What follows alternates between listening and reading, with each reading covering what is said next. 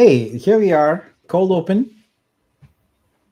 Hi, everybody. Welcome to Vitruveo Spotlight.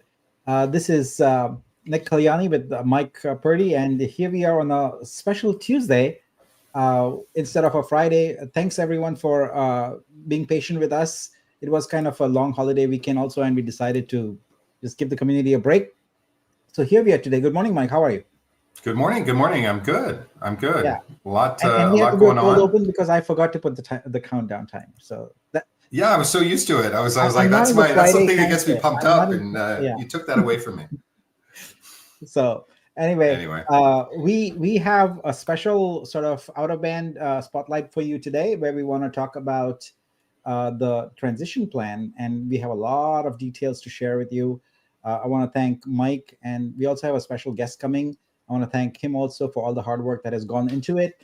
But without further ado, let's just get into it. Welcome everybody to Vitruveo Spotlight, Season 7, Episode 6. It's May 27, 2025, and here we are. Let's get going. Mike, take it away. okay, let's do it. Good morning, everybody. Good to see everybody. A lot of familiar faces in the chat. So we're going to dive into some of the upcoming changes that we're making as an ecosystem, and try to add some clarity on where where we've been, where we are, and where we're going, and try to create some framework around that.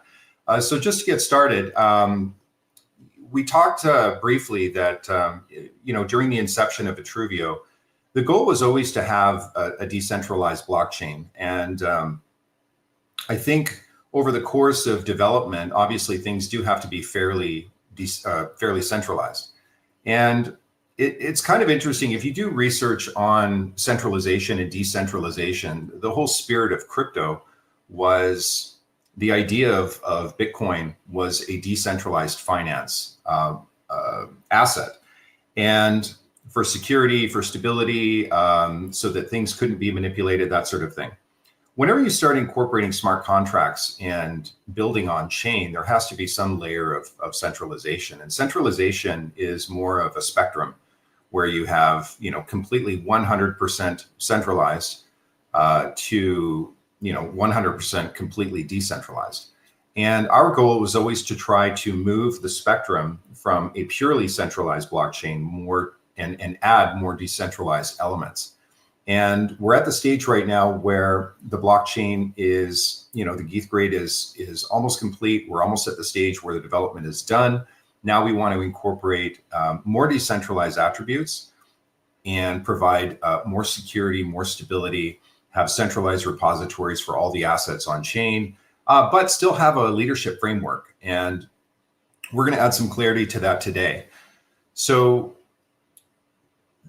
starting things off, this is a proposed consensus leadership model, meaning nothing is set in stone.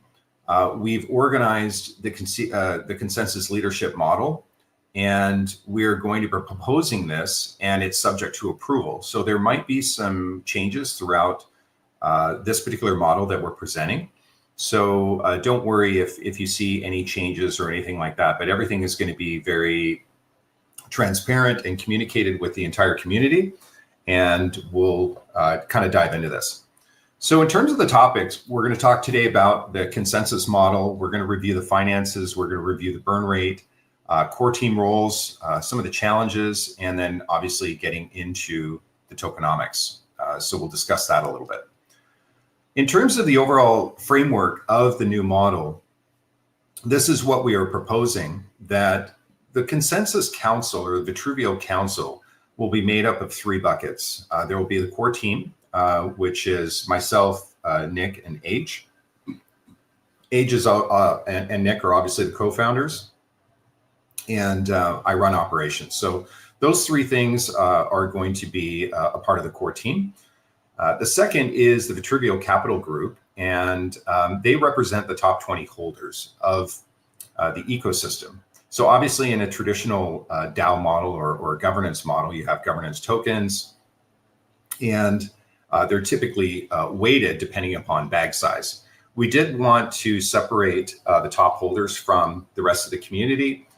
They have an equal vote, so there's no pro rata share or anything like that.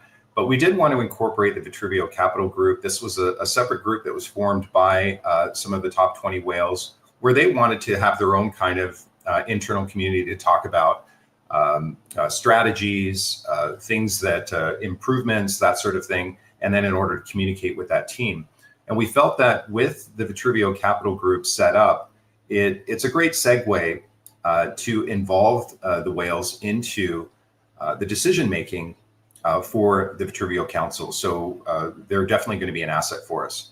We also want to involve the community in terms of all of the holders, regardless of bag size, in order to provide an equal vote on some of the changes that are going to happen within the blockchain moving forward. So obviously, we will have the two community managers, basically Didi and Arco, who will be a part of the Vitruveo Council that will represent the community's interests and the community vote in terms of changes and strategic ideas that we're presenting. There will basically be 7 key figures on the multi-sig, and a vote of 5 will require a pass. Some of the decisions that we'll be setting up is obviously the Gnosis multi-sig, which all 7 will be on the multi-sig. We'll discuss blockchain budgets, treasury expenses, token events, strategic shifts, and consensus governance. So we will most likely meet monthly in order to review all of these different elements and recommend certain changes. Then things will be voted on. And then at that point, we can also do a budget review and that sort of thing. So all of this really does create a decentralized or a more decentralized trust and transparency for the entire ecosystem. And that is ultimately the goal. I think eventually, once we do transition into, once we start scaling and start getting more infrastructure built, more projects on chain, we then may transfer or transition back to a more conventional, where the core team will be made up of a CEO, a CSO, a CTO, a CPO, all of these executive branch levels. But I think for the time being, I think it's wise just to hit the reset button, kind of migrate towards that decentralized process to increase the trust and transparency. And that's kind of what our goal is. So this is something that we're building out right now. If we kind of look at the burn rate for the project, our initial burn rate was around 150,000 a month. If you guys remember, back in the day, whenever we started Vitruveo, we had some treasury assets from the Uxie sacrifice, and that really kind of sprung us into the initial budget that we had. And we had certain shifts. We had to scale up the team. We had a marketing department. We had a legal department. We kind of scaled things up in reliance on VC capital and that sort of thing. Unfortunately, some of those capital commitments didn't come through. So we did have to adjust the team. In I would say the fall of 2024, you noticed that there was a transition in the team where we downgraded, in the sense of not eliminated, but we couldn't support that big of a team with the burn rate that we had. So we wanted to cut costs, remove those roles until we can provide or incorporate sufficient capital within the chain. At that point, we reduced it to around 25,000 a month, which, or 75,000 rather, which, really incorporated the AWS fees and development costs, all of that. Once I joined the team probably last year, we started looking at the tokenomics, looking at staking, looking at some of the challenges within the tokenomics. We wanted to kind of improve those. We talked about doing a token listing, and we also talked about reducing the burn rate and cutting costs in order to be fiscally responsible and making sure that our spend rate was manageable. So Nick and I worked together on getting the cost down to about 25,000 a month. And now we're at a point right now where we want to even drill further down to reduce costs. So our proposed to the Vitruveo Council in Q2, Q3, we're really trying to get it to around 15,000 a month, which, we did kind of like a little preliminary breakdown here. The AWS fees, which is all of the servers, for the blockchain, estimating around 3,000. DevOps around 5,000, which is 24-hour support. In case the blockchain goes down, we do need to have that type of support.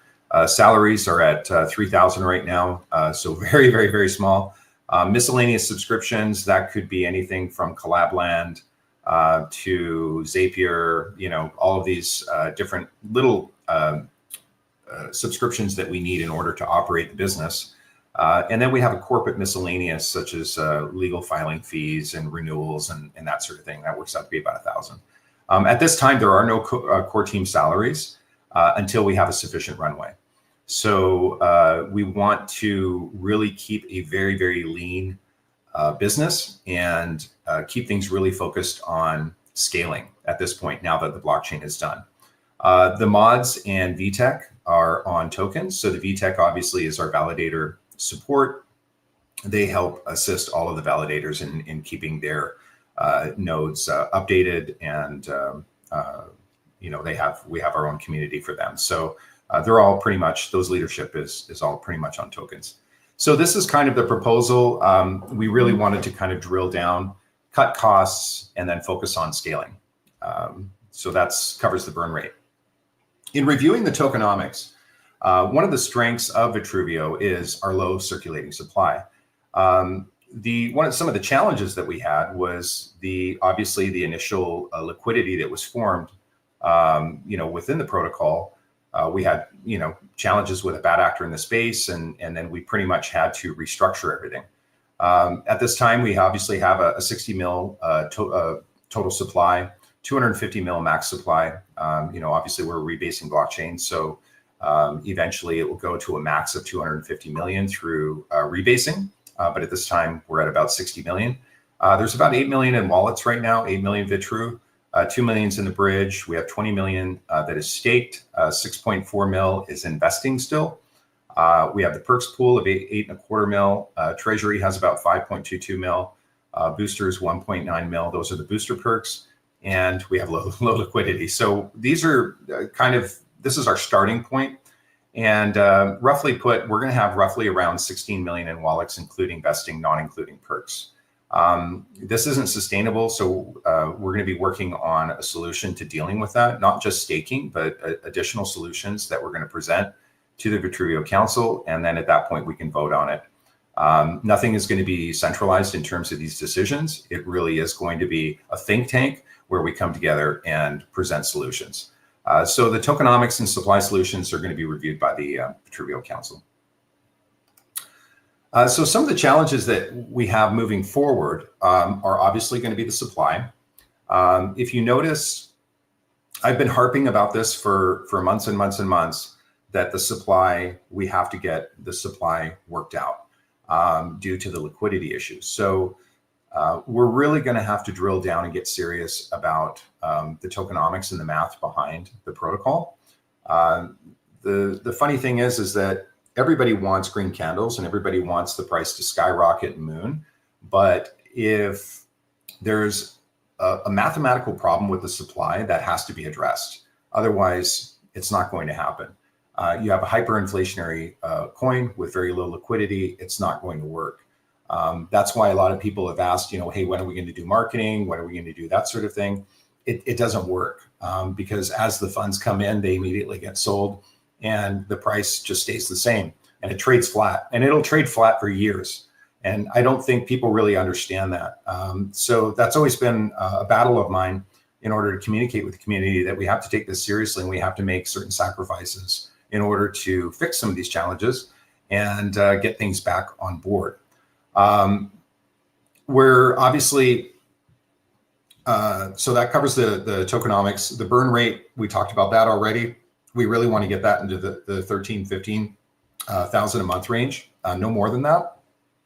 And we've got some ideas to get that down in terms of shopping out, the AWS fees and really reducing costs. Obviously, the team took a cut. We're not taking any salary at this point for the betterment of the budget. So that's something that we're shifting to. We're in the process of a website relaunch, so that's going to be coming shortly. We should probably have that done in the next, I want to say I don't know, 2 weeks, somewhere around there. Don't quote me on that, but that's kind of our target right now. In terms of the original vision, the North Star, we started as an arts blockchain, or a blockchain for creators. We then transitioned into an arts and entertainment blockchain. And we're going to be making or suggesting to the Vitruveo Council a couple of tweaks, which are really exciting. One of the things that has always been a goal of mine personally, and Nick shares the same goal, is that we really wanted to start getting projects onboarded into Vitruveo. And that's a really a full-time job. And we really, it's always been my goal to bring on, really a position where somebody can really take on that role in terms of strategy. In, the Web 2 world, that would be considered a chief strategy officer. And we're not going to have necessarily titles right now, but for us, it really is going to be bringing on somebody that can tackle that and really provide that North Star, and from strategic standpoint, the direction on where we're going, our true identity, what problems are we solving in the Web 3 and even Web 2 space. And that's something that I want to really fix immediately. So we're going to be discussing and getting into that shortly. And then we want to cover the 6-month burn rate. So obviously Nick's going to get into this in a little bit, but the 60-day burn rate, we're good. All expenses are paid, debts are paid, but over the next 60 days, we're fine. But it's beyond that, where we really do want to create a revenue model, get some additional capital, revisit the North Star, and we really needed some counsel on that, and somebody that is a seasoned expert in that area. And I'm happy to report that I believe we found that individual. So we're going to be doing a brief introduction with him shortly. And then after the 6-month burn rate, so raising about 150,000, that will cover us until we have the Vlox gaming vertical that will be launched. Exhibit will be fully mature at that point, another 6 months, providing additional revenue to the blockchain, and then over the next 6 months, collaborating with other projects to get them onboarded. In the process of that 6 months as well, focusing on community building and rebuilding. There's a lot of trust that we have to develop and encourage, and we really want to scale the community. And part of that is going to be bringing in additional projects and bringing in their communities in order to grow that. So we've got a pretty good solid plan on what's coming over the next 6 months. With that, I'd like to introduce Dato. Dato is going to be heading up our strategy and partnerships for Vitruveo. Welcome, Dato. Oh, you just got to unmute. Yeah, the classical issue. Hi, everybody. Hi, fellow Vitruveo. Yeah. Hey, welcome, Dato. Hello. Yeah, so welcome. Just to kind of give you guys a brief overview of who Dato is, and how do you is it Illich? It's Illich. Illich. It's Slavic. Slavic. Okay, very good. So Dato lives in Switzerland. He has a quite an impressive curriculum vitae. So he'll kind of go into a little bit of his background and his role within Vitruveo. But I've known of Dato for quite some time.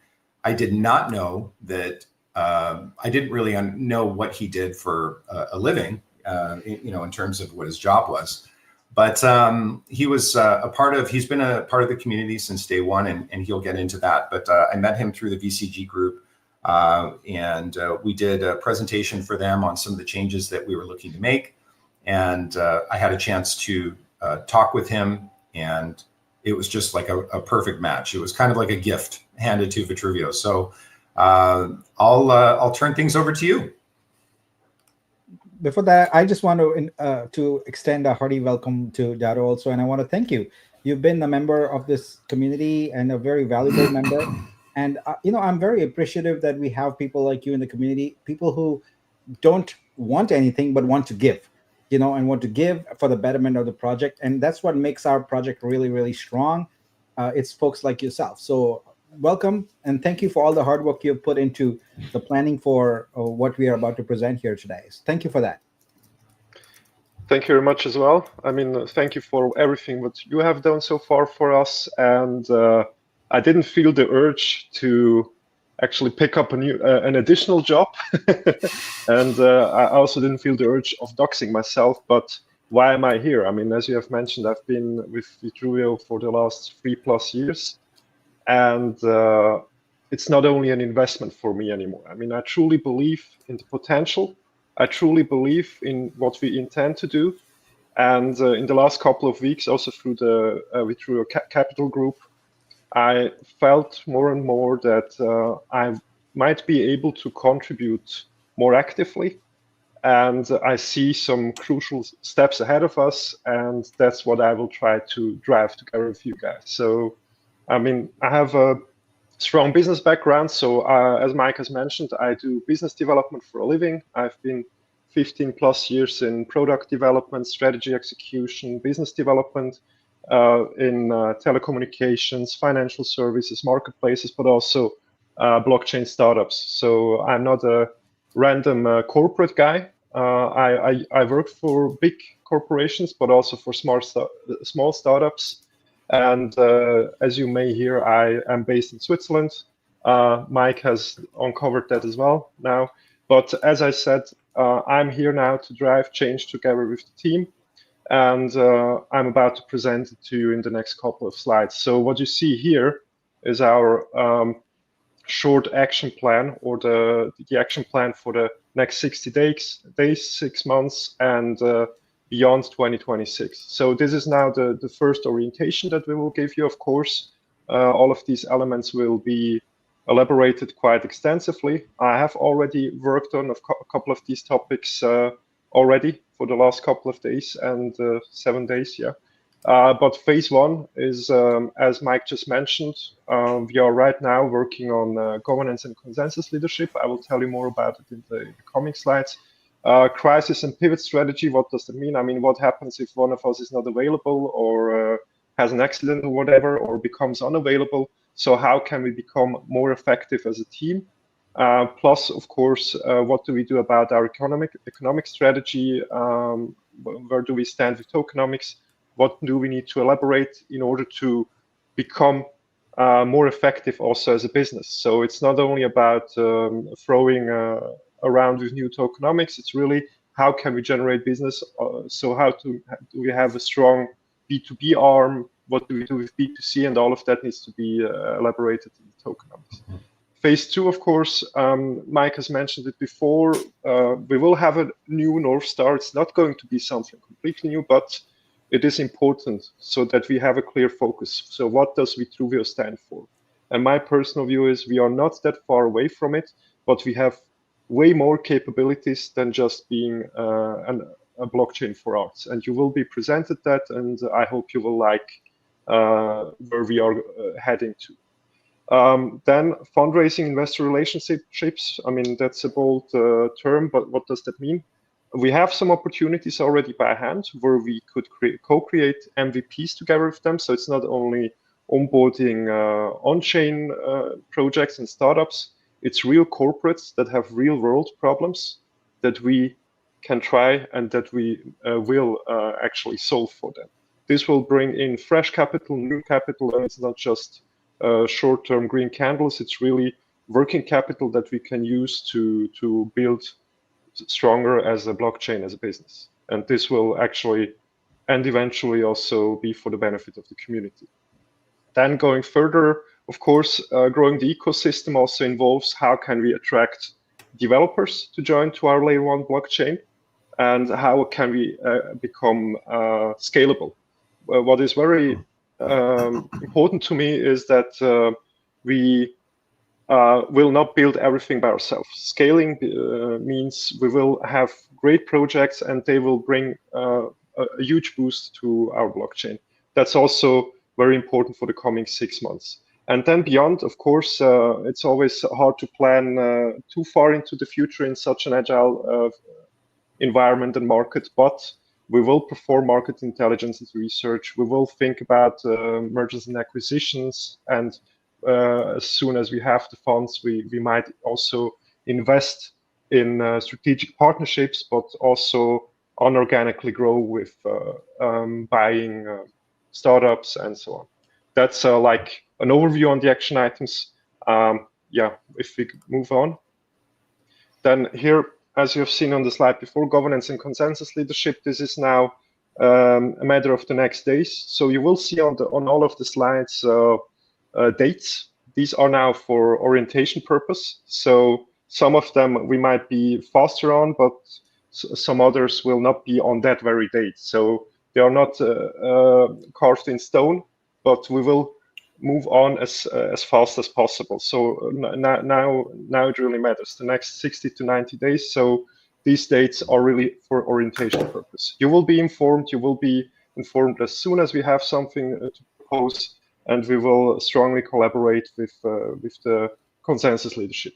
Saying a couple more words here, it is really important that we are not like making a huge overhead. So it's not that we now create kind of an org chart, an old-fashioned one with all of the CX roles that you might imagine. It's really how can the existing team collaborate more effectively. So everybody will have his focus, will have their focus. We might, when we try to collaborate with other businesses, they will need to have a contact person, and they might relate more to kind of a, I don't know, chief operating officer, which Mike is, rather than us explaining them, okay, what is a consensus leadership? That's why we will be moving kind of hybrid. Then, yeah, as I said, the structure will be elaborated, you will be presented, and the treasury allocations will also run through this governance and through this model, with also with wallet and multi-sig wallets. Mike, do you have anything to add here? No, that's perfect. Yeah, but I think in terms of we will expand on the governance leadership model. In the last AMA, a comment was made like, we don't know how to run a blockchain, and we had to kind of clarify, guys, we're not stepping away from the leadership role. I think we're just transitioning more into a more consensus leadership model. And I think as we secure and develop out the MVPs, at that point, we will adopt a more consensus CX leadership team that will be defined as liquidity is built and as capital is built. And because you got to remember that these type of roles require salaries, and salaries is burn rate. And so we really want to reduce costs as much as possible. Work together as a community project to really build up the foundation, secure the foundation, reevaluate all the North Star, our ethos, our MVPs, what problems are we solving. This is so important moving into 2026. And as there's so much great things that are happening within the crypto space, but I think that being focused purely on a DeFi vertical is not necessarily the smartest thing. I think we really do need to transition into Web2 solutions using backend Web3 technology. And that also provides more stability for the token. It provides more liquidity. It provides a very clear direction on who our customer is and what problem we're solving. So these are things that we're going to be working on together. And there's going to be very much a strong leadership presence, but it's going to be more collaborative. So that's how I would expand on that. Yes, indeed.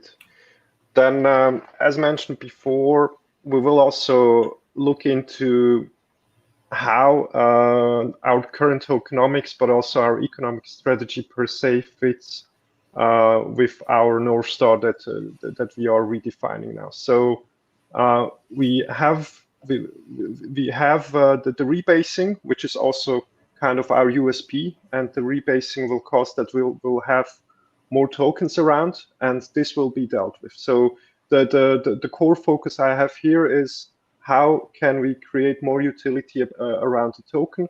How can we involve the token, especially in onboarding the on-chain projects and startups. So each of them will have a strong commitment towards Vitruveo, and therefore you do not have to fear about the 250 million that will just float around with no utility. That's exactly what we are dealing with in this topic here as well. Mm-hmm. So yeah, of course, I don't want to read it all down here. We will have a very critical re-evaluation also of the on-chain data and the macro trends, but right now I will not expand too much into that.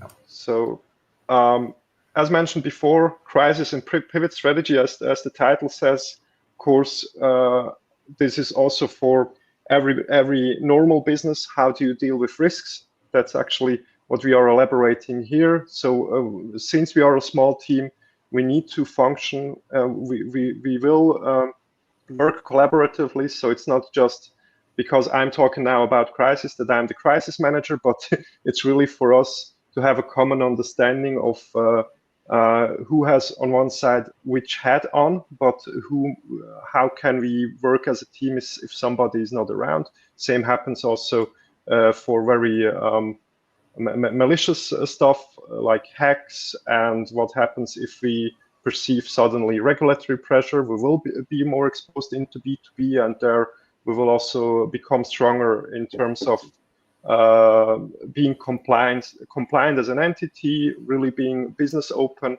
But as you also see, we will have a contingency SOP, but we will also have SOPs around everything else. So how do we actually create a business funnel? How do we create an SOP for onboarding new projects? How do we actually choose them, and so on? Yeah, that's it about pivot strategy. We move on. Yep.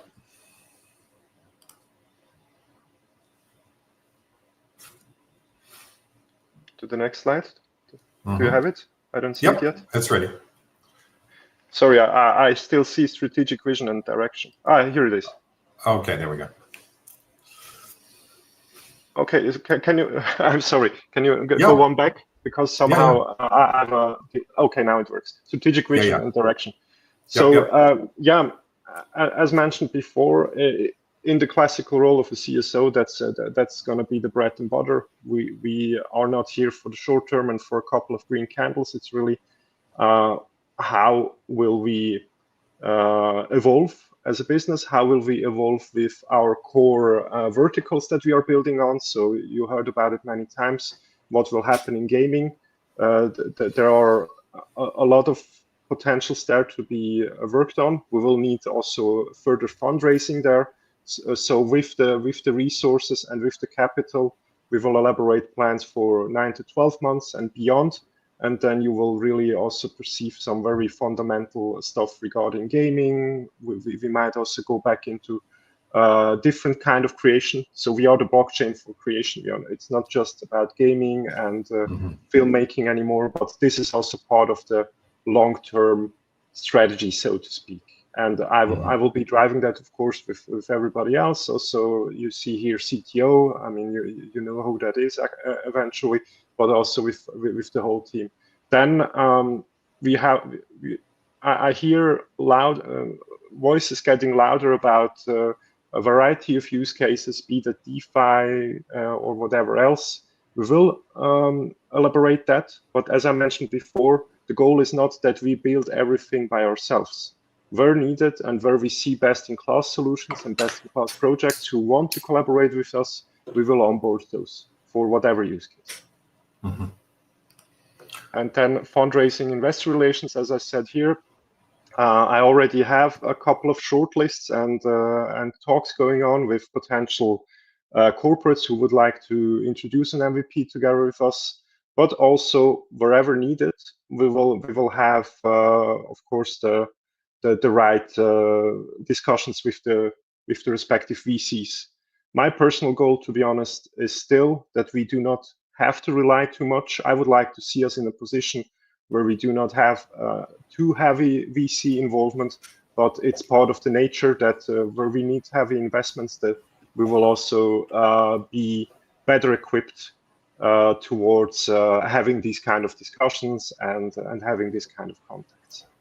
And yeah, we will, of course, elaborate along the way additional revenue generating strategies. So it's not all just about people buying our token. We will also have cross-chain revenue streams. We will also have off-chain revenue streams, everything for the sake of having the funds to invest in the further development of our blockchain, of our business, and eventually also stuff like buying back, creating new pools for investing into new verticals, startups, and so on. Yeah, last but not least, and I mean, I think that's going to be flip a coin question: who is the best slide developer in our team? But we will, of course, have new pitches and investor decks in place so that we can also attract some standard Web2 and old money corporates. Yeah, I think this is such a very critical. We're in such an exciting stage in the crypto space right now. Before, with the new administration that's come into the office or into the space in the U.S., crypto adoption is at an all-time high, and we expect to see more regulation. And what we're seeing is prior to this shift in November, whenever Trump came into office, love him or hate him, it doesn't really matter. The benefits to the crypto space that we're experiencing are really going to be life-changing in so many different ways, and going to accelerate a lot of really creative solutions and forming a bridge between Web3 and Web2. Historically, since 2012, crypto has really been the bastard child of digital finance. And it's been laughed at, it's been called a scam, it's been called all of these things. Even Bitcoin has been called a scam. And now it's going to be the #1 asset in the world. It's on track to, in terms of market cap, overtake gold, which is just absolutely insane.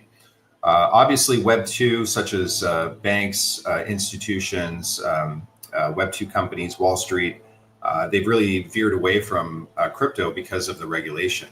There's strict compliance that has to be adhered to within the Wall Street and the banking infrastructure due to SEC regulation. But with a new SEC chair, with a lot of the shifts that are happening within the space, we're going to see a lot of innovative regulation that's going to come into the crypto space. And what that does is creates a huge opportunity for Web3 companies to form a bridge to Web2 in order to provide Web3 solutions for Web2. And I really see this as the biggest opportunity for Vitruveo, not purely a Web3 blockchain, but really a technology company that is providing solutions for Web2 companies. And that is what's going to bring in a lot of capital and really developing MVPs for the banking industry, obviously gaming, obviously the arts industry, and entertainment. So these are all very important things that are happening right now. And I think we have to adapt and adjust, not just have a 2017 mindset of what a blockchain is, but really think forward and what does blockchain technology look like in 2030? And how can we adapt now based on the trend that's happening? You have companies like Ondo Finance, XRP, HBAR, and so many others that are really starting to cross that bridge and really change the narrative of what Web3 means for Web2. And we want to be a part of that. And I think that's from a strategic standpoint, we have to be there. And we have to have a very clear North Star on what problems we're going to be solving as a blockchain. It can't just be a Web3 solution. It really has to be a Web2, Web3 solution, a kind of a hybrid, as Dado was explaining. So super exciting, and we've Dado and I have kind of dove into some potential solutions, with RWA, AI, some of these other things that are trending right now. I think that it's going to be great to dive into that. And but what we want to focus on is more token utility for Vitru, for the Vitru token, and focus on low-hanging fruit.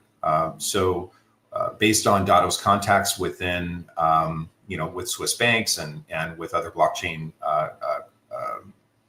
ecosystems that he's a part of, how can we create products to service those particular clients and really create a B2B solution so that we can get just low-hanging fruit, get a lot of traction in, and we'll speak a little bit about that in just a little bit.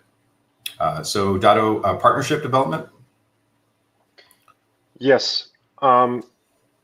Here we will have a huge variety of partnerships. Of course, we are a layer 1, so it makes a lot of sense to explore and identify the best layer 2 solutions, be that bridges, wallets, exchanges, and so on. We will have these kind of collaboration, but we will also have, as we just mentioned now a couple of times before, enterprises coming in. So we will not sell them Web3 or blockchain for the sake of it, but we will solve real world problems. We will create there the utility, and that will move a lot of liquidity towards Vitruveo.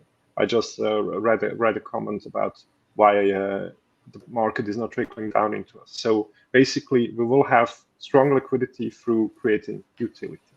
And what is very important, within the alliances and enterprises, we will have additional verticals, but also strong topics such as RWA, so real world assets is a huge topic for not only for banks, for financial institutes, but for any kind of asset creating and value creating companies. Plus being at the interface to Web2. So we don't want to be the tech guys with the most beautiful blockchain, but the rest of the world doesn't understand us. We will be as simple as possible to collaborate with and to onboard with. That's also an ambition. Plus, in the end, we will create tool sets. We will create eventually also I call it self-onboarding service. So if you're a company and you need that kind of a solution that we provide, you might literally copy paste it for yourself. But we will also give hand in solving more complex problems along the way. Okay, great. And ecosystem and developer growth. Yeah, indeed. Here, as you can read here, we will do some, I call it classical stuff like grant programs, hackathons. But I have mentioned before, we will have an SOP on that. So basically, we will incentivize everybody who wants to build on Vitruveo, and we will also give the opportunity that they commit themselves. So also by buying Vitruveo with the respective project. But ultimately, this is really about how might we attract the best developing people in the world to move over to Vitruveo. Good thing is it's not just ultimately us or somebody else, because a lot of the developer community will goes cross-chain more and more. And here it's really about telling them how simple it is to integrate with us and to be very strong about our USPs and what we do different and what actually the value is if you integrate with Vitruveo.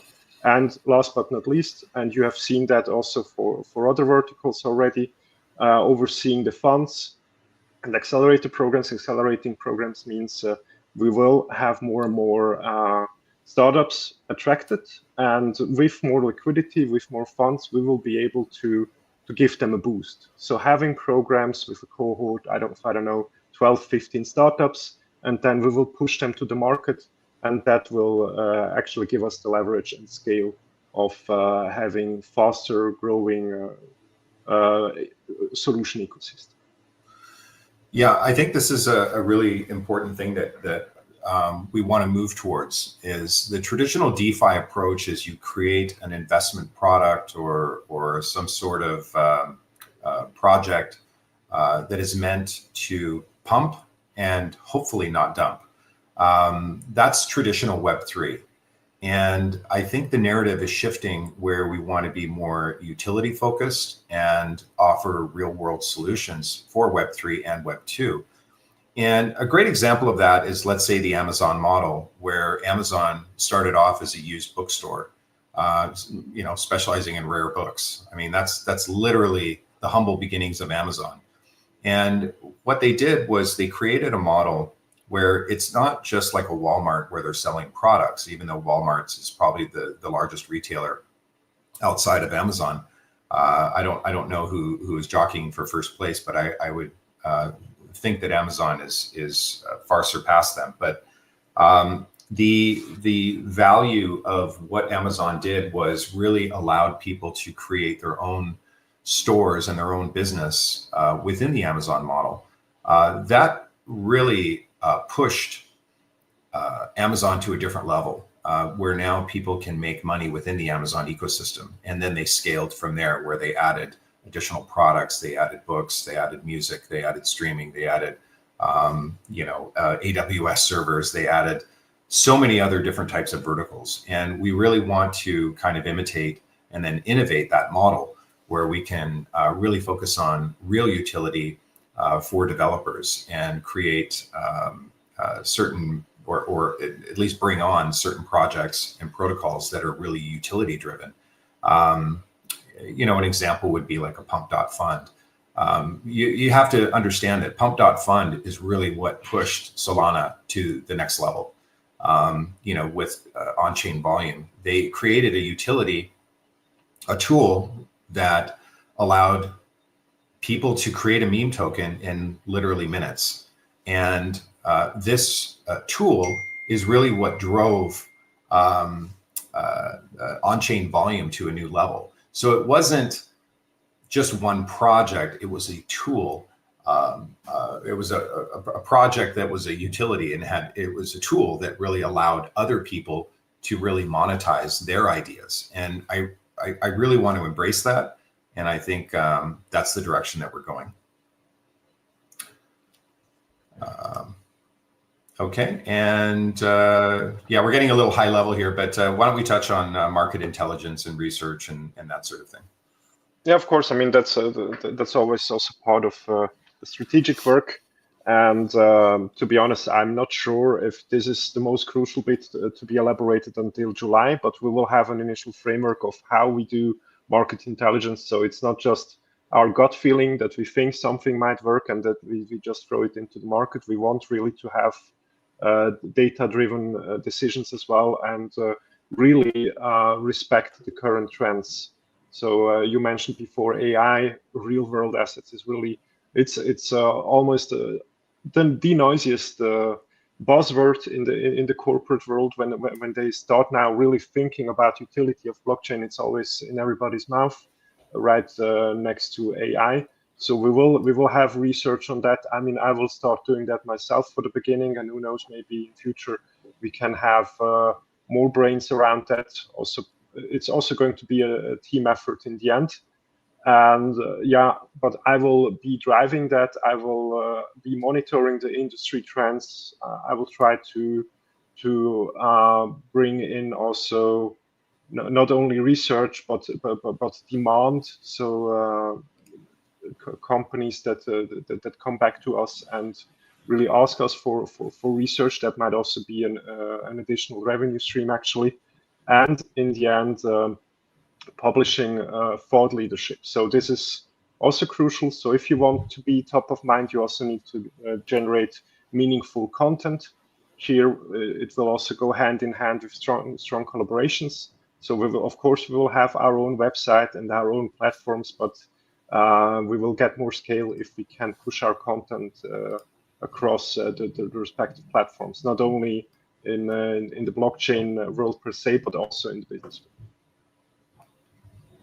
Yeah.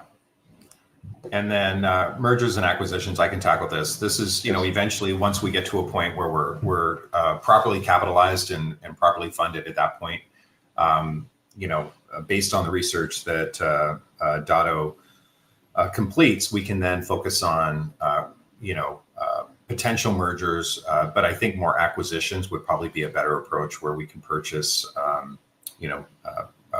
other protocols and projects and that sort of thing that help elevate our North Star and kind of our ethos and what problems we're trying to solve. That's how Facebook has grown so strong. That's how Amazon has grown so strong. They will basically purchase a very successful idea, so they don't have to work on development. They really just acquire. We see XRP doing that right now with Circle, purchasing USDC, which is just mind-blowing. What's going on? We're seeing a consolidation. We're seeing acquisitions, and in order to gain market share, and so I think that's going to be a part of our strategy, but that's going to be after we're well funded. Dado, thank you so much. I think that's, if I'm not mistaken, that's it. Yep. This time we'll bring in Nick, and we'll have more to report on some of these strategies that we're going to be working on. Obviously, this is all proposed, but we will have a formal framework to present to the community, and as we kind of tie up some of these loose ends.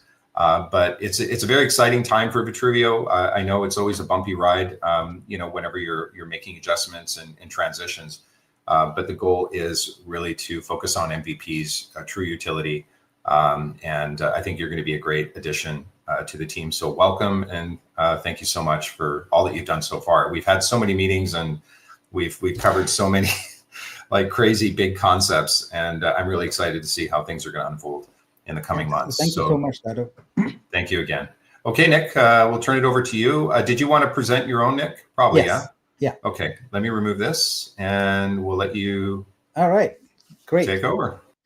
All right, so I want to address my role specifically. I've got a lot of DMs about that, so I thought I'd take a moment here to really spell it out. But first, a sip of chai. Yeah, so I initiated this kind of transition to decentralized because we're coming up on the 2-year anniversary. July 23, 2023 is when I basically stepped into the line of fire and brought this vision for Vitruveo to our community. And since then, I can only describe the 2 years, almost 2 years now, as both brutal, really brutal, and also fun in a lot of ways, very challenging. And I want everyone to know that I'm completely and totally mentally, physically, emotionally, always a part of this project. I have no intention to step away. What I want to do is transition this truly to a decentralized project. And so I want to continue to serve on the leadership team, but I'll let the team decide, who will lead, what the limits are, and things like that. That's entirely up to the team. And I don't want any special role or any special privileges. Whatever is earned is adequate for me. I want to serve on as in an advisory capacity, and I want to promote Vitruveo. So wherever I'm speaking in public events, etc., I want to promote Vitruveo as much as possible and be its loudest champion possible. So that's kind of what I want to do. And one of the biggest challenges we will have is applications. So as many of you know, right now I'm sort of the sole developer. So I maintain all our contracts and all the applications for Vitruveo. So it's a big lift, and I really want to start transitioning some of that over. So hopefully we'll get some more developers on board, but developers cost money, and that's one of the reasons why we don't have a big team. Most of the development effort where we have paid for it is on the Web 2 part of Exhibit. The Web 3 part I still take care of. So I want to transition it over. So I just want to be very clear that I'm not going anywhere. I want to be part of this community. I want to always be there, giving ideas, sharing ideas, being inspired, and help as much as possible. I come from an open source background, and my philosophy is always to gravitate towards more community and things like that. But more importantly, I've been but have been a leader in this space. And I feel that a mark of a true leader is one who doesn't create followers. one who inspires others to become leaders. And this is what I am especially proud about, that we are seeing more people stepping up to lead in Vitruveo. And that warms my heart, because that's exactly what I want to do. My greatest legacy is not in holding power, but in passing it on wisely. And I feel we are on that journey now. And I want to thank folks like Mike, Dado, Ariko, especially big shout out to Garfield. And these are folks who are stepping up and really helping shape the future of this protocol. And I'm truly excited by that, and it makes me feel proud of what we have created here together. Speaking of that, I do want to take a moment before I go on and talk about some of the other aspects of the transition to focus a little bit on Earn. We were talking here in, thanks for the excellent presentation, by the way, Mike and Dado, but we are talking about opening up Vitruveo to other types of projects, etc. And I'd just like to point out one that is that Garfield has brought, which is Earn, right? It's a massive DeFi project, and I'm very excited to see that they're about to hit their $1 million mark here, which should be maybe today or tomorrow or something like that. The part that's really exciting about this project for me is how Garfield has very generously given back to the community in terms of liquidity. So as you can notice, you probably noticed that the price on Vitru, etc., is going up, and that is entirely because of these funds that are being pumped in here. So $123,000 so far, and coming up next week, we will have the print on demand finalized, and we're going to start injecting liquidity into Exhibit also. So that's now at $6,400, and I expect that by the time we get to next week, it'll be much higher. So a huge shout out and a huge thank you to Garfield for that. I'm especially happy that I got a chance to collaborate on the new thing that was introduced, which is the folio of tokens. And Garfield told me that to announce that the community should be ready to hear some big news coming up about this, some really earth-shattering news about EFTs and FUs. So stay tuned for that. But anyway, getting back here, on a normal spotlight, we also give updates on other things. But today, I just want to take a quick minute to update on a few things. One is Exhibit. The print-on-demand finalization is coming along really well, and we are on track to go live with it for all artists in the first week of June with the new liquidity that's there. That's important. One other thing is I can't give you all the details, but expect something really big around mid-June, really big. So that's I'll leave it at that. So with that out of the way, I think the next thing is about protocol. I think Mike alluded to it also. As I had said previously, we are going to actually get the changes deployed before we announce a date. So I just want you to know that that is on track. Nelio is working on that along with SO and the rest of the VTech team. That is going along really well. All right. With that out of the way, let's go to continuing with the transition plan. So I want to talk just a little bit about finances. You've heard already, the details around burn rate, etc. But one of my goals and aspirations as a leader is to make sure that come July 23rd, that as the team takes over, we're already transitioning into that. It's not going to be like, here's a switch, or we turn it off and we switch over. We are gradually moving into that already, and many steps have been taken for that. But I want to make sure that we start off with as clean a slate as possible. So what that means is want to make sure that all prior liabilities have been paid as of that time. So we start off with no liabilities, and we are well on our way to being there. I also want to ensure that the new treasury multi-sig that we'll create with the team has a 60-day runway to cover expected burn rate. It would be unfair to say that, okay, here, take this over, and now figure out how to pay for it. That would be very unfair. And so I want to make sure that there's at least a 60-day runway, so the team has time to orient itself and figure things out. Now, we talked about various revenue sources. Dado in particular has talked about bringing enterprise partners, etc., which is phenomenal. We really need that. But we want to establish some base revenue sources that are always there. And so what we want to do is make sure that the verticals that we are building on top of the blockchain, that there is a monthly payment from them that comes into the protocol while it's needed. At some point, it's going to be self-sustaining, but in order to help with the monthly burn rate, we're going to have the verticals pay in from whatever capital they have raised, and share. It's a shared burden. We also want to have controlled sales of Vitru tokens when possible. So when the market is right, when the price is right, we want to use those tokens to fund treasury, but in a very responsible way.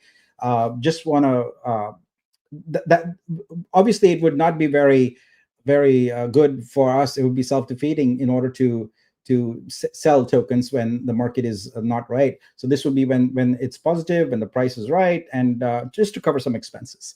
All right, so that's it on the finances. I think you've heard all the other details that Mike shared. Now I want to go into the protocol aspects of it, which I think are important. When you do a transition like this, it's important that all the details around the technology are covered well. So let's look at those. So first and foremost, we have infrastructure.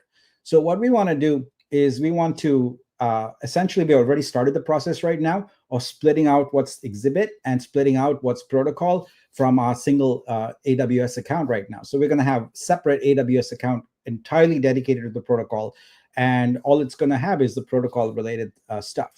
We also want to make sure that every single domain we use is controlled under our Cloudflare account. And as many of you who are technical know that Cloudflare is used as DNS by many protocols and many companies because it provides a very resilient form of DNS that is protected against attacks and things like that. It's very scalable. So we already use Cloudflare, and we'll make sure that everything is covered under Cloudflare.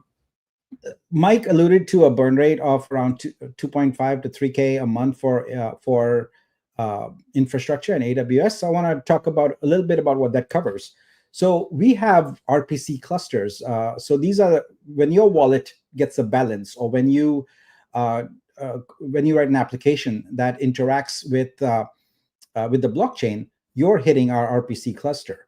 It's called a cluster because it's actually a number of servers, and they appear to be one server, because when your request goes in, it goes to the least busy one and says, here, you're idle, you take this request. So we have clusters for both mainnet and testnet.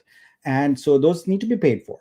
We also have multiple fault-tolerant mainnet and testnet nodes. So validators have individual nodes. Some people have many nodes. Those are typically run on sort of a hosting provider or account like that. You can get those for, I don't know, $20, $50 a month. Some are more expensive, $100 a month. This is not those nodes. These are higher performing machines because they pick up a bulk of traffic, not only from handling the RPC requests, but they also have to respond to new incoming nodes or nodes going offline, etc. So these are more fault-tolerant nodes. They are not your run-of-the-mill vanilla node that's on the blockchain. So we have them for both mainnet and testnet, and we have multiple ones of those. We also have servers similarly configured for Explorer, which is actually Block Scout software. That's the open source software that pretty much all blockchains run in order to index the information that's coming in and share with you. Now, there have been some issues that people have reported with Block Scout, etc. But just keep in mind that it's open source software. We don't control that. We just update it. So if you have a need for something, you go to Block Scout and report it, and we just update our version of it. All we can do is really brand it a little bit, but beyond that, we won't make any changes to it, because that was a mistake we had made previously. Once you make a change, you're stuck. You cannot upgrade it as Block Scout upgrades it. So we won't do that anymore. We are just using the off-the-shelf version of Block Scout, and it works very well. So we have servers for mainnet and testnet. So as you can see, the infrastructure aspect of this is non-trivial. There's actually loads and loads of servers that run and cover all the public service aspects of it. Now, the fact is that anyone can run an RPC server or cluster. Anyone can run Explorer, and people do. But in order to run it on a server that's performant and can respond to multiple requests and doesn't go down, etc., that's a whole new level of IT. And that's why we need infrastructure team in order to support this kind of stuff. It's not as easy as it sounds. Maybe it doesn't sound easy. I don't know, but it is a bit of work. So we will have that separate monthly cost for the infrastructure support team. So when these servers go down, etc., the blockchain itself is a blockchain and it won't go down. It's the nodes that these services that we have to make sure are always present. Okay, moving on. We want to talk about smart contracts. So there are approximately 10 protocol-specific smart contracts, and if you add the exhibit ones, that's probably 25 altogether. But those are all separate.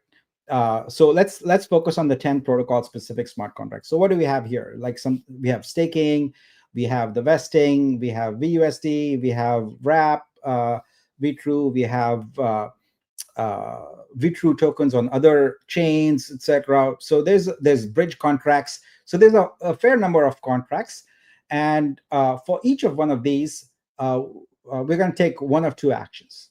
So if a contract is stable, it's performing well, there's been no issues with it that we are aware of for a long time, what we want to do is, in the spirit of moving to decentralization, make it completely immutable.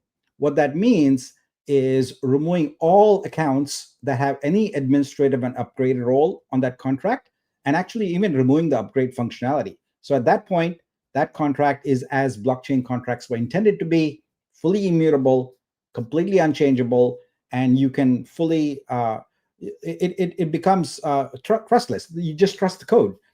So that's what our goal would be for a majority of the contracts. Now, there will be some contracts that by design need to evolve over time. And so what we want to do is we want to move the upgrade permissions of those contracts to an admin controlled to a multi-sig. So it won't necessarily be the same folks there, but they can delegate and appoint developers or technical minded folks in the community to have a multi-sig, so they can then have responsibility, a joint responsibility for the administration of these contracts. So we're going to do that. Next is services and credentials. We already have everything very well controlled in 1Password vaults.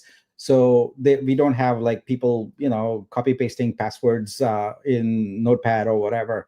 And all credentials have two-factor authentication enabled. So it's 30-second codes.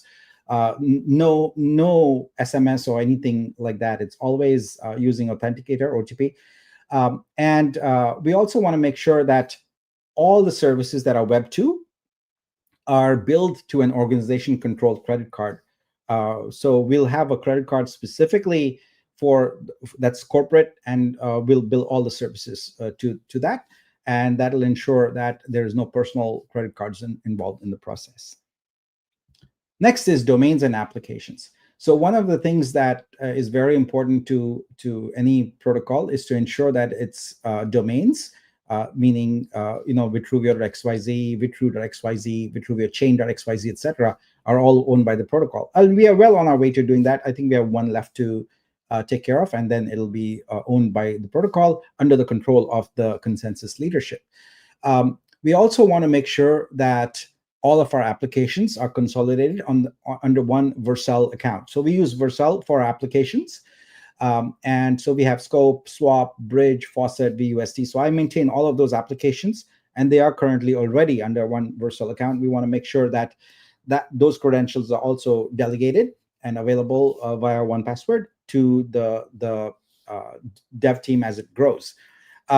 One thing in particular that I care about deeply is open source, as I mentioned, and I want to make sure that all our code is open source and available to everybody on GitHub, and specifies an MIT license. So this is probably something that needs a little bit of housekeeping work. I think there might be a few repositories that might not be public, so we'll make sure that those are taken care of, and we'll make sure that they overtly and clearly specify an MIT license. So if you're into licensing, especially open source, you'll know that there are some there are different types of open source licenses. There's GPL, there's Apache, there's MIT, there's BSD, etc.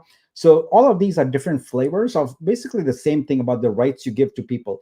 MIT license is the most liberal license of all. You're basically saying to everyone, take this code, whatever we've done, whether it's Scope or whatever, take it, do whatever you want with it. The only thing you cannot do is remove the copyright from the source code if it exists. Now, because we are a protocol decentralized, we don't even have a copyright note. So it basically means take this code and do whatever you wish with it. You can resell it if you want. You can take it, put your label on it, and publish it. You can do anything you want, literally.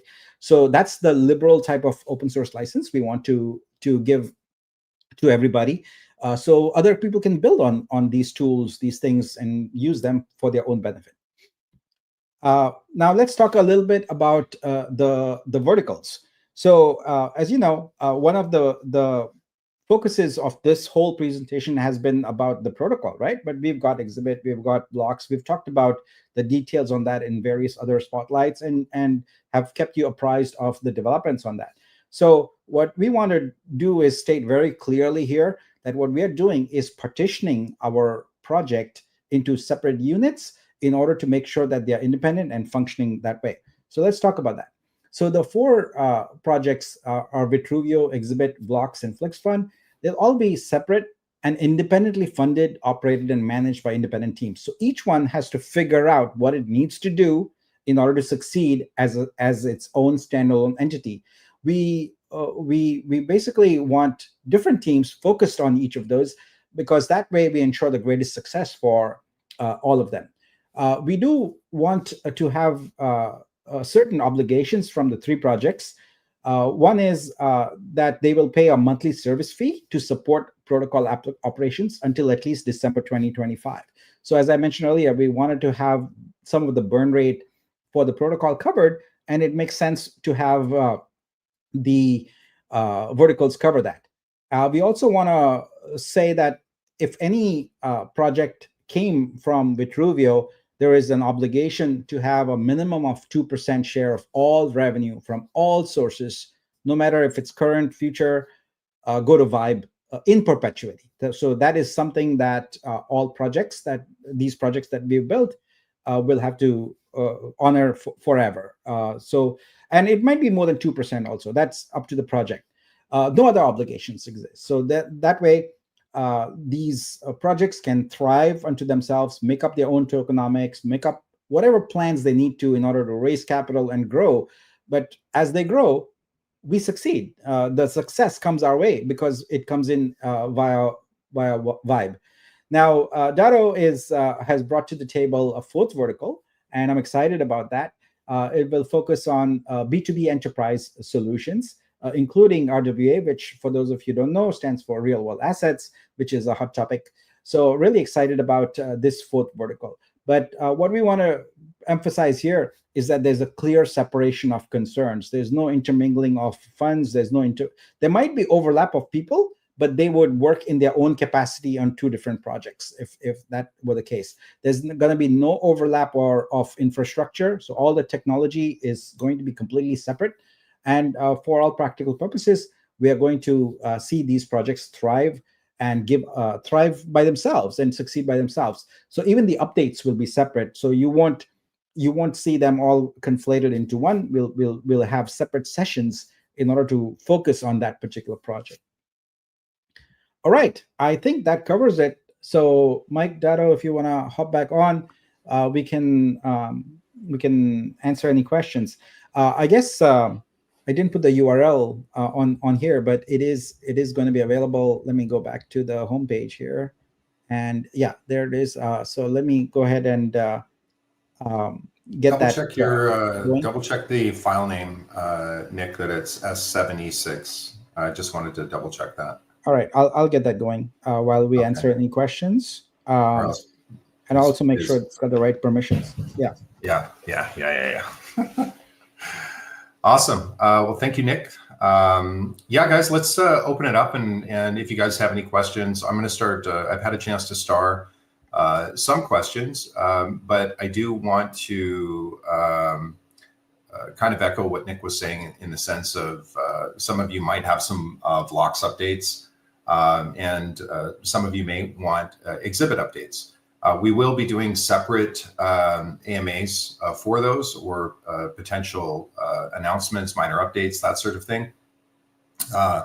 The problem is that when you have just Nick and I trying to lead 4 different verticals, it's impossible to do anything well.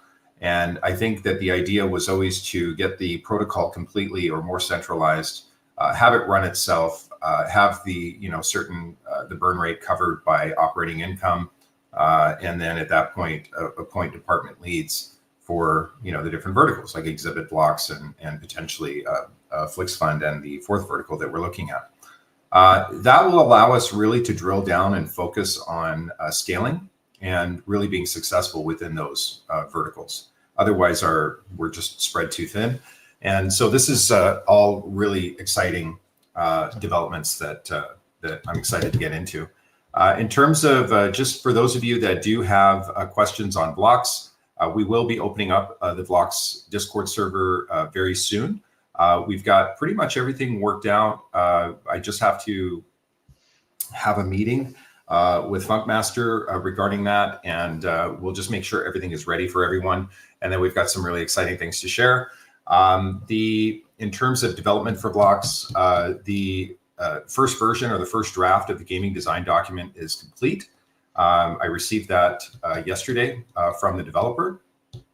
It's 114 pages, and it's very technical.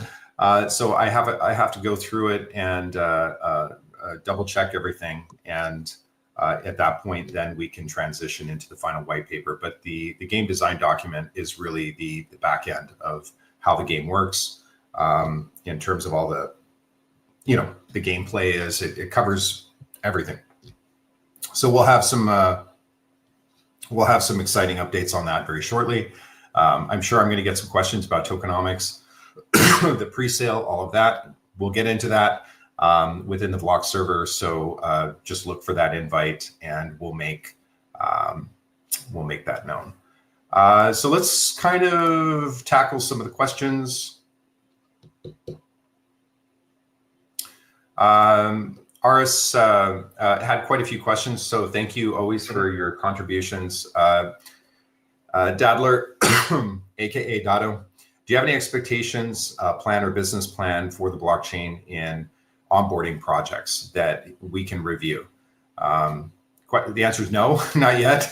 But I think we can kind of visit this at a high level.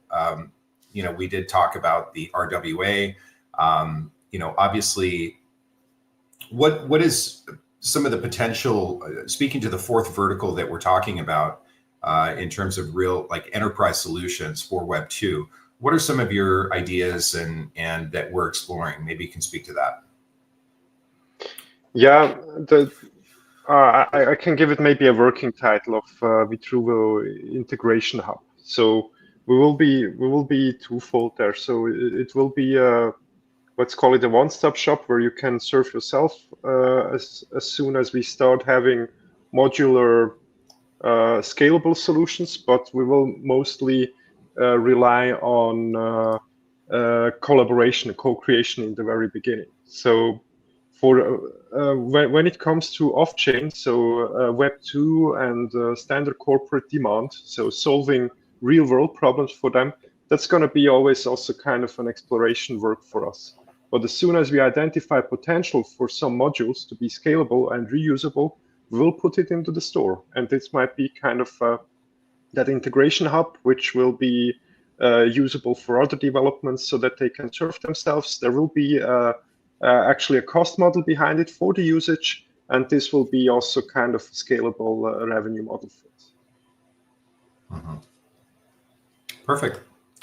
Let's move on. Why not remove perks? Will it solve the tokenomics issue? So we're looking at all different options for the tokenomics. Obviously, perks, booster perks, and the OG perks accounts for about 10 million, almost 20% of the supply that has no liquidity backing. Yes, we can kick it down the curb, stake it. We can repurpose it, put it back in the treasury, and then sell it using OTC deals. We can distribute it recklessly. We can do so many different things. And I think that this requires a lot of very careful analysis of the math in terms of the commitments, in terms of blockchain success. We're going to be looking at everything. This is not an easy problem to solve because math is math, and it's I can give everybody right now an airdrop of 10 million Vitru, but if the Vitru isn't worth anything, what's the point? So we really want to be focused on Dadler, the consensus leadership team. We're really going to be focused on driving utility for the Vitru token. We're going to be monitoring very closely the inflation rate of Vitruveo. We're going to be monitoring liquidity, and we're going to have separate plans for all of these different challenges. And what we will do is we will present it to the consensus leadership team, our strategy and potential solutions.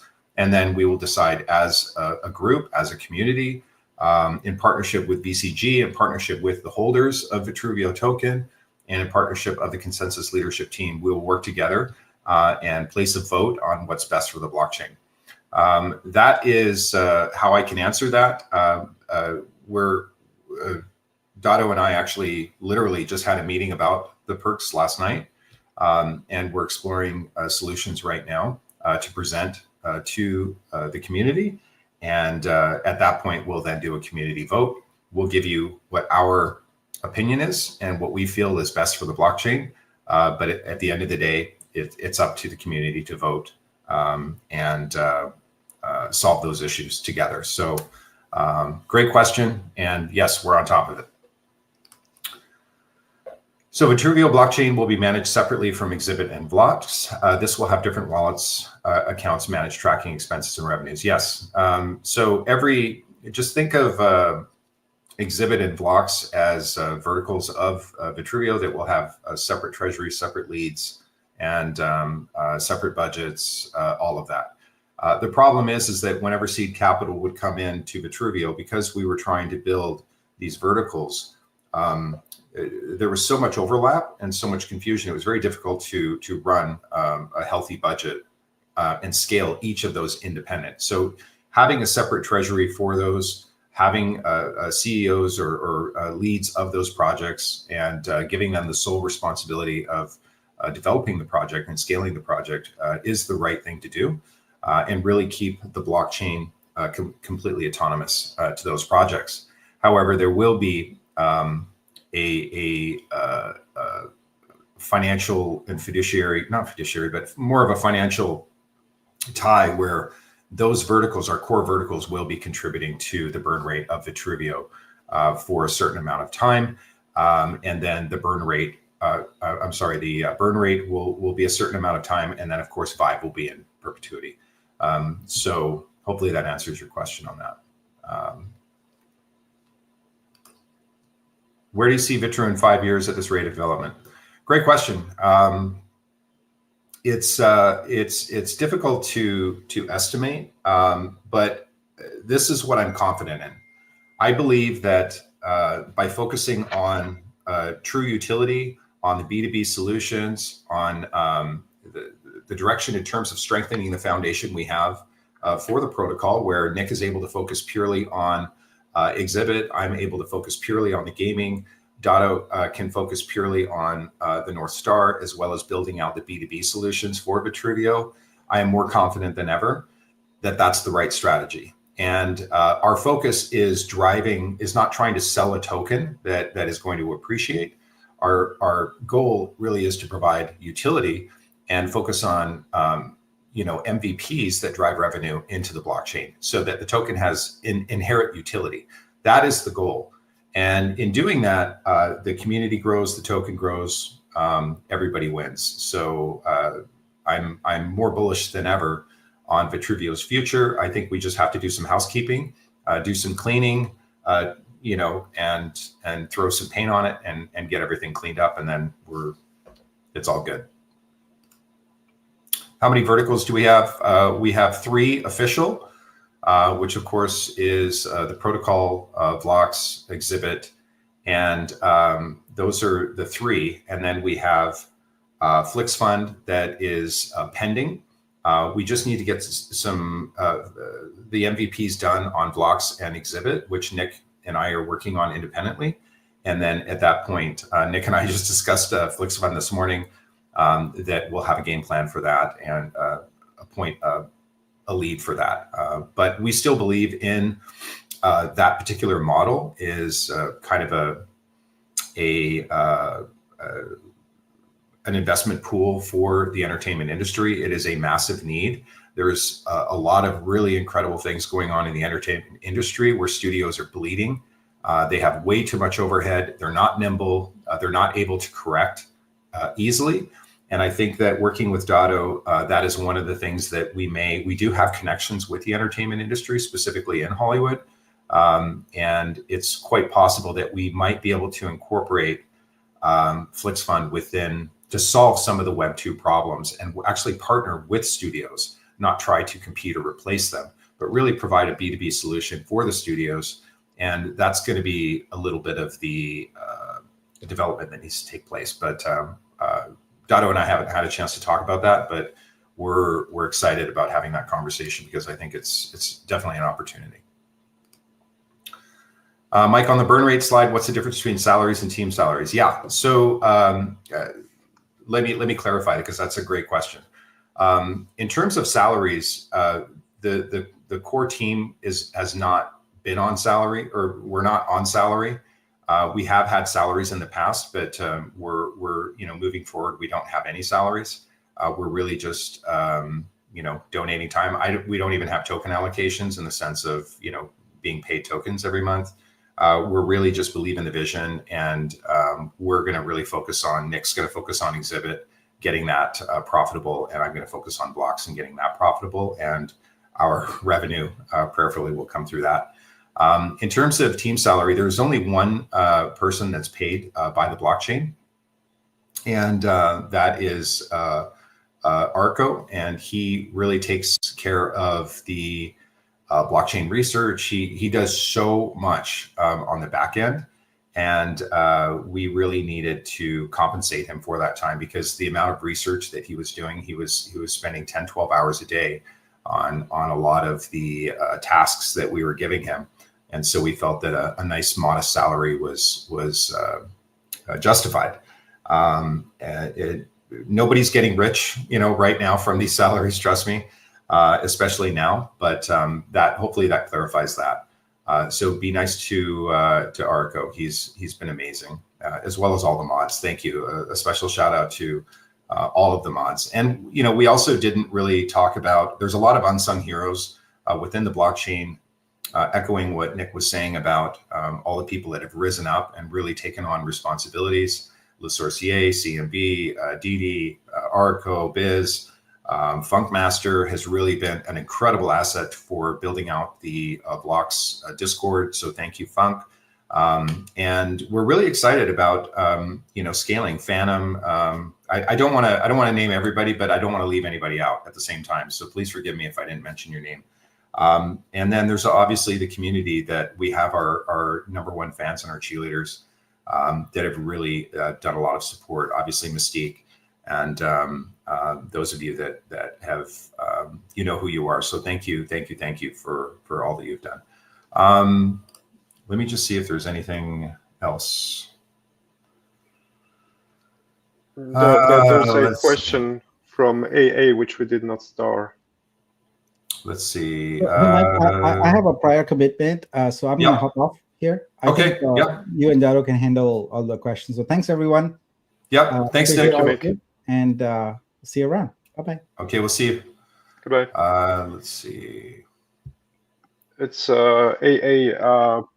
All my question relates to the fourth vertical, business to business. Will this have a minimum 2% contribution to Vibe? So I absolutely want to make it mandatory for the on-chain projects to contribute to Vibe. If that's going to be 2% or even more, that's to be defined yet. But talking about commitment means that they will contribute to also to the revenue share model of the blockchain. Okay, let me answer this one. I know that AI Wars will have an optional Web3 solution for its token. Will the other verticals use Vitruveo in any way in the future? Yes. So obviously, Vitruveo is going to be the core token for the ecosystem, for the blockchain. So every project and vertical within the ecosystem will have its foundation within Vitruveo. Yes, Blocks will have its own token. I think Exhibit will eventually have its own token as well. But those are within their own ecosystem. And then obviously transaction volume will drive utility towards the Vitruveo token on chain. So hopefully that answers your question on that. Let's see. Will the different wallets for the different verticals be multi-sig wallets? I think eventually. In terms of, obviously you have to scale into these things. The teams are very, very small. Exhibit is now Nick and possibly you, Mystique. For me, it's going to be a very small team.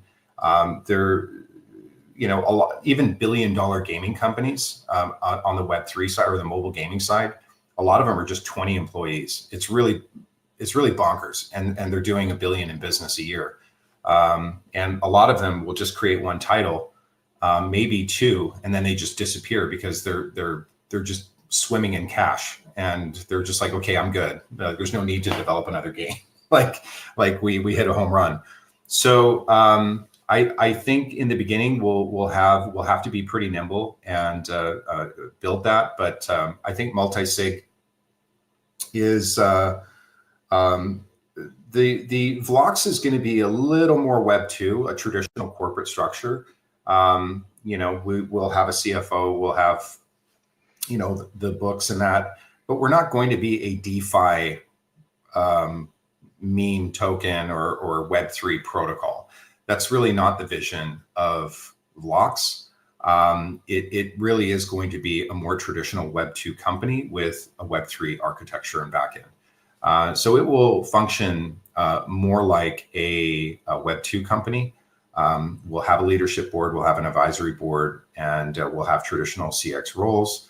I think there will be eventually, once we're capitalized, we'll have a multi-sig, but there's no capital right now, so we don't have to worry about that. Same with Exhibit, but I do see that transition happening once we're capitalized. Let's see. Will the music be a vertical on its own or under Exhibit? No, I'm pretty sure that music will be its own vertical. It has its own problems, it has its own solutions, and I think it should be separate from Exhibit. Streaming obviously would be more of a feature of Exhibit. Anything art related is going to stay within the Exhibit vertical. So, but music will be separate.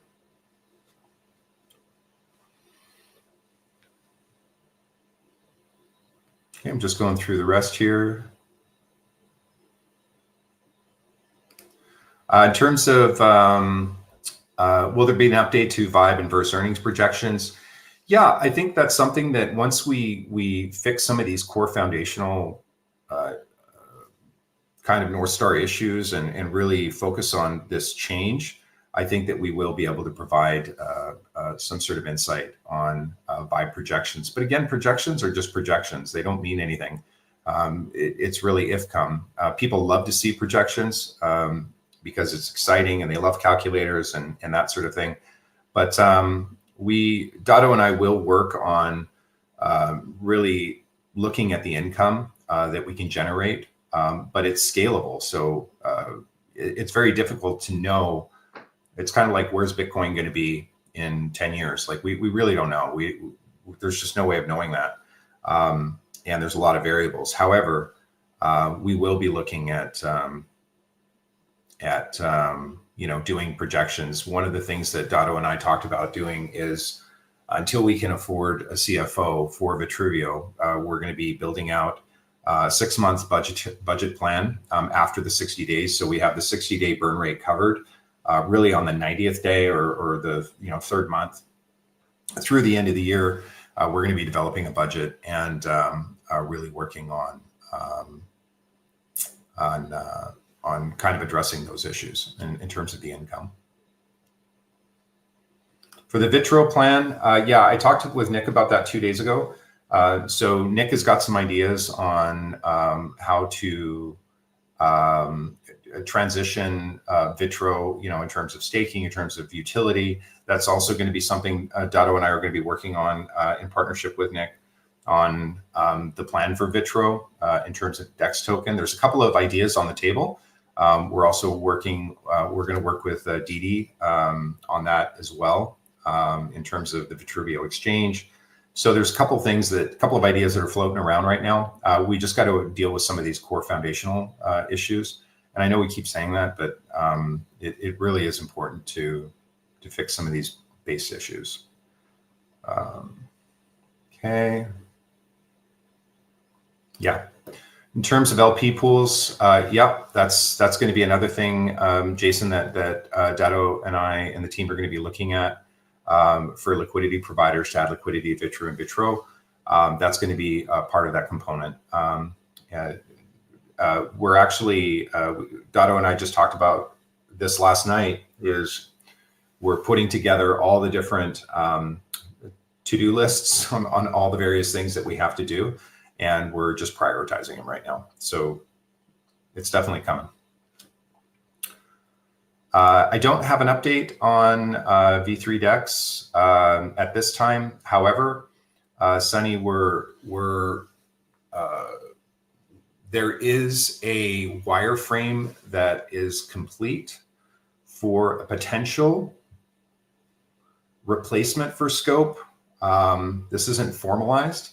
But I've had a chance to see some wireframes on really building out the DEX, and it's a lot. So I'm probably giving away too much. There's something coming, so just stay tuned for that. When you're voting on the new proposal, we'll post a minor update. We have to meet with we have to have an initial kickoff meeting with the consensus leadership group, which of course is going to be Didi, Arco, the BCG group, and the core team. Dado and I are going to be working over the next couple of days, possibly a week, in terms of finalizing. We have to get the multi-sig set up. There's just a little bit of cleaning up we have to do in terms of before we have that meeting. And then we'll build out a presentation and figure out the voting structure on how that's going to work. All of that will be completed, and then we'll deliver everything to the community through an announcement on how the voting is going to take place, and really maybe even transition to our first vote on here are the things that we're proposing to do with things like the supply issues, with things like our North Star and the fourth vertical. So there's a lot of things that we're working on, and we'll disseminate that to the community, and so that everybody can participate and contribute to the vision. Yep, we answered that question in terms of liquidity for the DEX. Weeks trading, yeah, that's been, I know Nick was working with Weeks on that. I personally don't have an update on that because I know that Nick's been working on that, but I'll see if I can provide an update on that shortly. Yeah, I think that's it, guys. So thank you so much for joining us today. Dado, thanks again for hopping on. Thanks again for all your work. My pleasure. We have a lot of work to do. There's a lot of things that is coming down the pipe. Let's see. One last question. All right, Jason, let me throw you in here.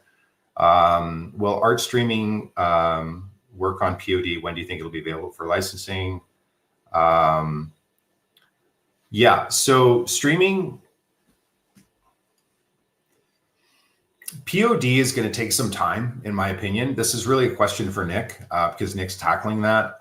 But just in my talks with Nick, I think that POD is a revenue source that is immediately available, and it's not really a common feature in other art marketplaces. I know Nick hates that term, but just in the interest of simplicity, I'm just going to say marketplace.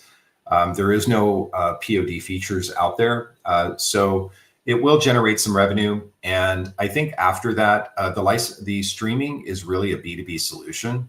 and it's pretty difficult to launch the streaming because it requires a sales team. It requires a little more legwork in order to get that launched. So I think that will be after POD for sure. And I think that Nick will be able to speak to that once he does his first AMA on exhibit or space, or, however he's going to do it. But he'll be able to tackle that.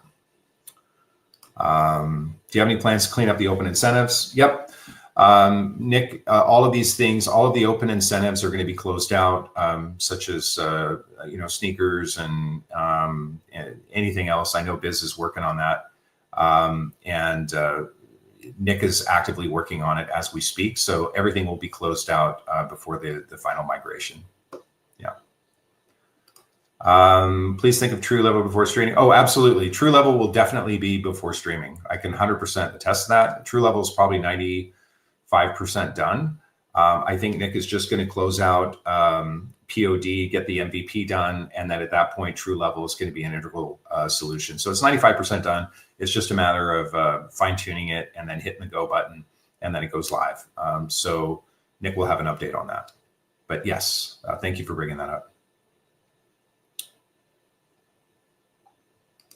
I don't think POD will have an API to Amazon. I think it's Gelato is still going to be the primary vendor, but perhaps I don't know if Amazon has their own